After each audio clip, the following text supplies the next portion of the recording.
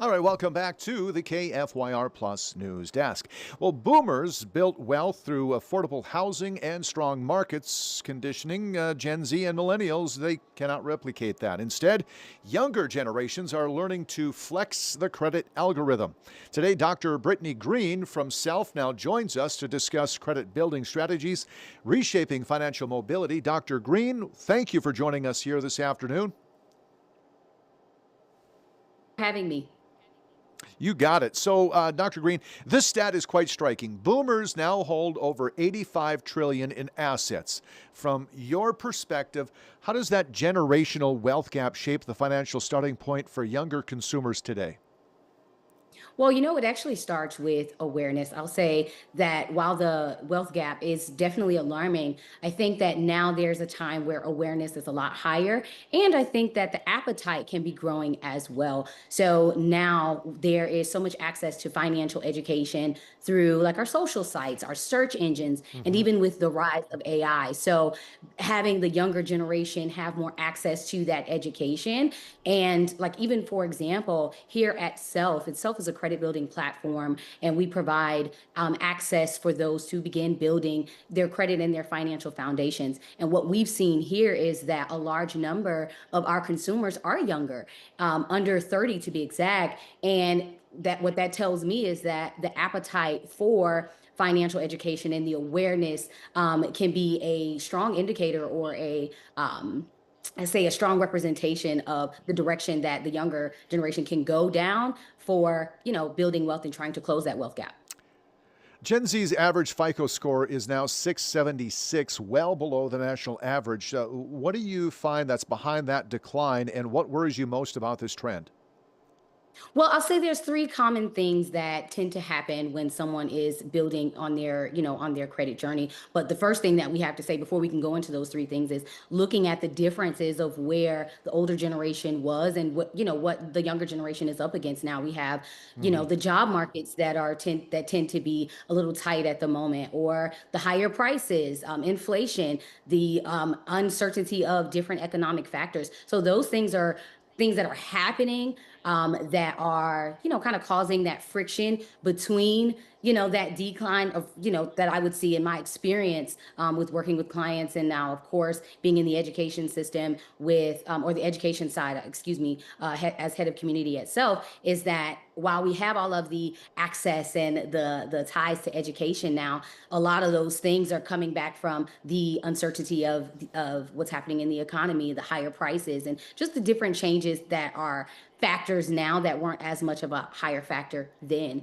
But I'll say those three common things that we're seeing now is either the changes in the economy, being able to apply the education that they're learning through, this new awareness and access that they're having. And then finally, just being able to stay afloat and keep consistent.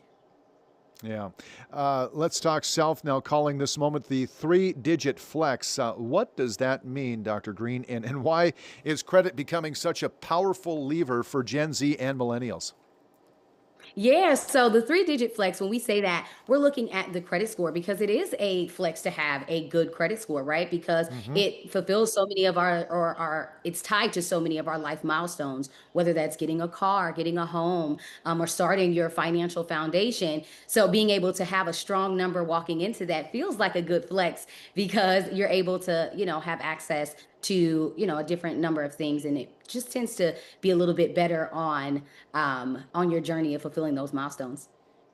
I think having a good credit score stops, or having a poor credit score stops a lot of our relationships. I got to be honest with you, to be truthful, right? If you ain't got a good credit score, girl, I'm not with you tonight. No, that ain't happening.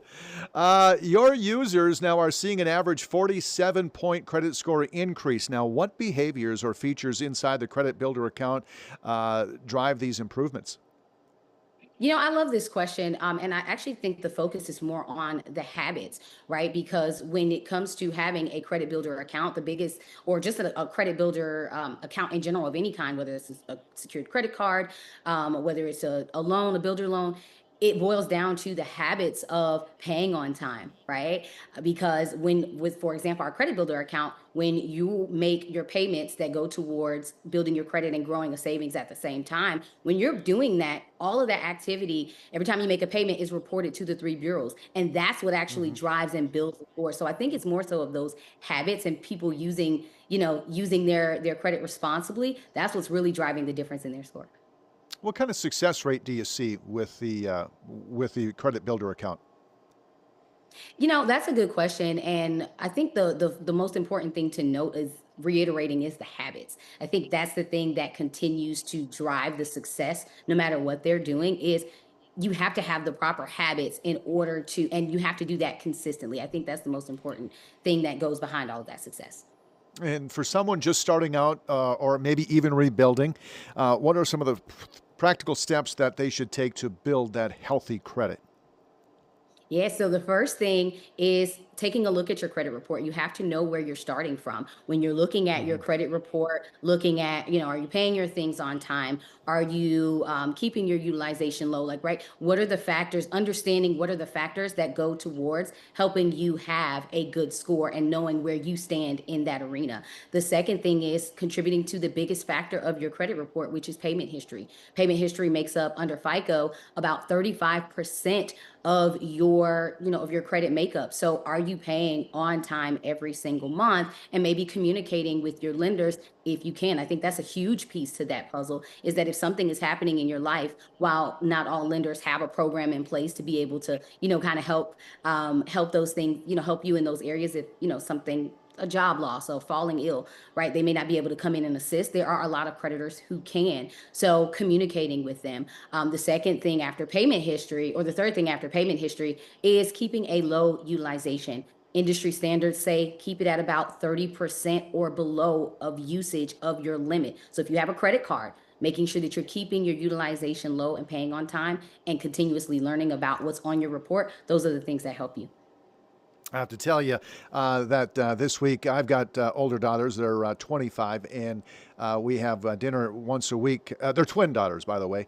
And just recently, I had to co-sign for one of my daughters because she didn't really have credit yet, and so I co-signed a loan for her to buy her As first the industry new continues vehicle, to and evolve, there she will came continue to be in more opportunities for and okay, I don't know where that came from, but nonetheless, she was so happy. She came in and she said, "Dad, my credit is going up so fast because she's making payments." And I told her, "You make payments on time, and you pay it down, and you're going to have good credit. That's how you build it up."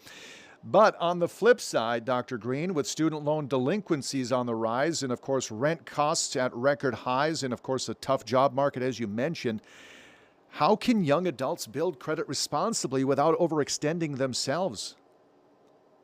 And you know what? That's a good question. And I'm so excited that she's seeing that type of progression. That's always good because, Hmm. again, we reiterate those habits. But I think here, some of those things to notate as it, as we're looking at student loans and how those things are changing the landscape. I think that's where when we're starting to build, looking at the things that you can get credit for that you already are responsible for. So for example, rent and bill reporting, that's the high rent is typically the highest thing that someone is paying. Well, now there are, products out there to support having your rent reported to your credit report. Self does offer, that product as well. Some other things that they can do is look for things that they're already, doing within their credit report. So if they already have credit cards, seeing if they can work on lowering their utilization, seeing if they can continue on the accounts that they already have, maybe make some additional payments. Those are some things to consider that are low lift that they can start from where they are without having to overextend themselves. And if credit scoring system is kind of an algorithm in itself, what do you think younger consumers need to understand to feed it the right inputs? Yeah, and that's a good question. And just to, I probably sound like a robot at this time, but to reiterate, it is all about those habits. You want to Hmm. continue to focus and doing them consistently. I think sometimes that there's been this impression of, oh, we do the quick fixes and we need to rush the algorithm per se, but it's about what you do over time and consistently. One of the factors that make up your credit score is length of credit history, and that's at 15%. And while that seems kind of low, it's actually can be extremely important when you factor in, hey, I've had my account for a year, now 2 years, now 3 years, up to 10 years. All of those things build weight on your credit. So it's not about what you can do one time, it's about what you can do over and over and over again to drive progression. And I think that one of the most important things is that, hey, we're living in a time where there's things that are uncertain, where there's changes, there's a lot of things that are happening. So that if mistakes happen or if something changes in your dynamic, at home or within your career, and you have to kind of take some changes with your credit report, hey, make sure to get back on the bandwagon if any mistakes or challenges tend to happen. Dr. Green, where can we find more information, please, if our viewers are looking to maybe get more insight on this? Yeah, visit us at self.inc, or you can go to the App Store and find us there as well. Fantastic. Dr. Green, thank you so much. And I have to say, I love the hat. When I first saw you jump on, the first thing I thought of was Prince's raspberry beret. I mean, seriously, I love the hat. Thank you so much. It's Paris. It's a fashion week in Paris, so I said, hey, why not represent? Why not? You look great in it, by the way. Thank you Thank so much, you. Dr. Green. Appreciate it. Awesome. Have a wonderful day. You too. Bye bye now. All right, quick break here at the news desk. We'll be right back on KFYR Plus.